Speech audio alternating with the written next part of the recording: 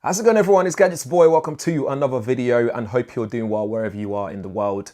And in my hand, I have the MagicBook 14, which I've been using for a while now, and we're going to get into it and see what it's all about and if it's good for you and what my recommendations are. In the meantime, if this is your first time on the channel, make sure you smash that like button and the subscribe as well. And make sure you hit the bell as well so you'll be one of the first people to know every time there's a video on this channel. So right off the bat, the MagicBook 14 is actually a really good looking laptop. It's very minimalist, which I really like about it as well. Like the branding on it is just very, very simple on the front. I love the silver finishing. And if you look around the lid itself, you have the azure blue chamfer around the edges of the laptop, which looks like a nice finishing as well. So it makes a mid-range laptop something that's very, that won't break the bank. It's cheap for what it is, but at the same time, it makes it look premium, if you get what I mean in that area. So this is actually 4.8 millimeters ultra thin in terms of bezel.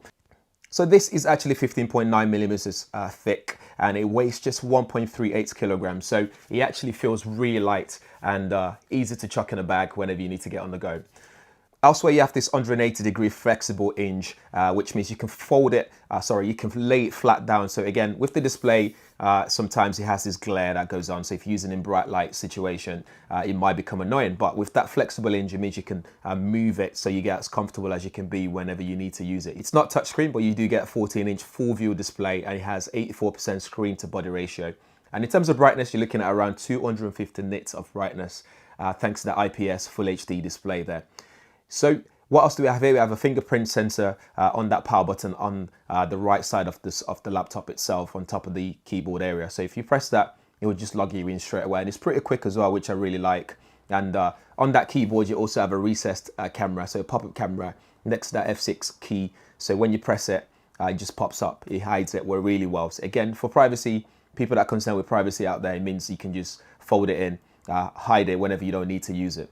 In terms of ports available, you have a USB 2.0, a 3.5mm headphone jack or port. You have a full HDMI port as well, so if you want to connect it to external display, whether you are using it for work or you need to show power slides, presentations, for example, on an external display, that's there for you. You also get a USB 3.0 port and a Type-C USB port, again used for charging really quickly as well. I've quoted around 10 hours of battery life, but during my time with it, I was getting around 8 hours of battery use out of it, and that's on my regular use, so browsing the web, watching Netflix, some minor gaming here and there, and I'm still getting around 8 hours of battery life. Again, if you're a student out there or you're just using it for your work purposes, that's more than enough for a working hour throughout the day. And it doesn't stop there, because you do get 65 watt fast charge as well, so you'll be able to charge it up very quickly in no time at all if you need to top it up throughout the day.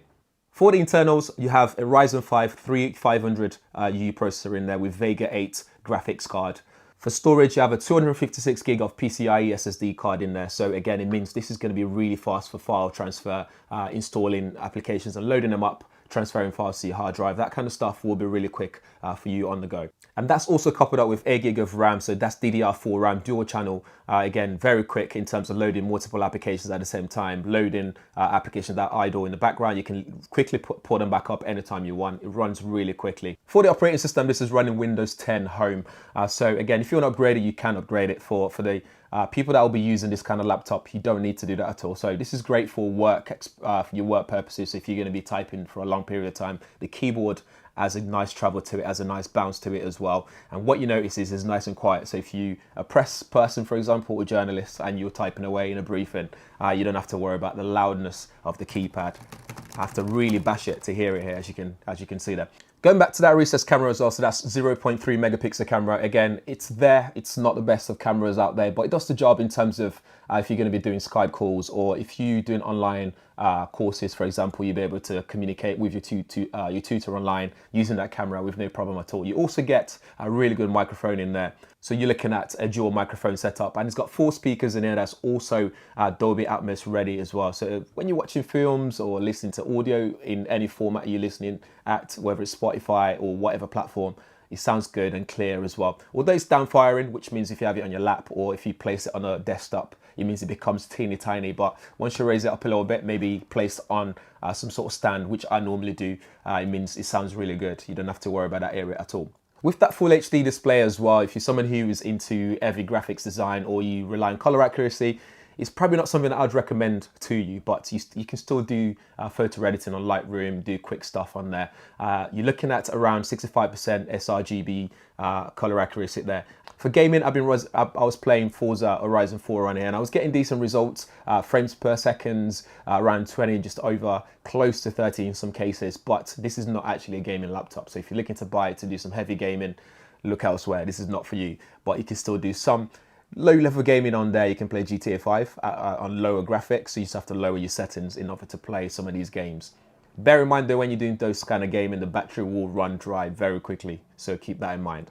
One thing that's also cool about the Honor MagicBook 14 is that Magic Link. So on here, you'll be able to tap on a device or Huawei device, you'll be able to tap it using NFC, and you'll be able to have a duplicate screen almost with your smartphone on the laptop itself. So you'll be able to control your phone. So you can do things like share files, drag and drop. You can even control your phone completely on your laptop. So again, increases that workflow, helps with workflow, increases productivity. When it comes to temperature whilst using it, whether it's a processor intensive task or not, this stays cool all the time. And that's thanks to that S-shape cooling fan that they've got in there as well. Overall, for a laptop that costs $549.99, I really can't fault the Honor MagicBook 14. It looks really nice. It's nice. It feels premium. It's not too heavy. You can easily chuck it in your bag, ready to go. Although it's a bit of a fingerprint magnet, but that's just minor details. It's got a decent graphics card in there for your everyday task. I would recommend this for like students, or if you are a journalist, for example, you just need something to do your work on the go. This is really good for you. I still do my Lightroom stuff on there, so if I need to edit photos, I can do that. It's still got some old school ports there, like a full HDMI, full USB, and a USB-C as well, and your headphone ports. So again, good to lock yourself away somewhere, plug in your headphones, do some work. Really good for that. So overall, you have decent display, you have a decent design. It costs next to nothing in terms of not breaking your bank for a laptop. That's actually really good for what it is.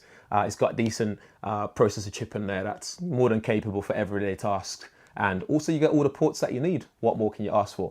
But anyway, guys, let me know what you think in the comments below. If you have any questions, let me know as well. But in the meantime, remember again to subscribe if you haven't already, and hit that bell notification as well. Thanks for watching. See you guys in the next one.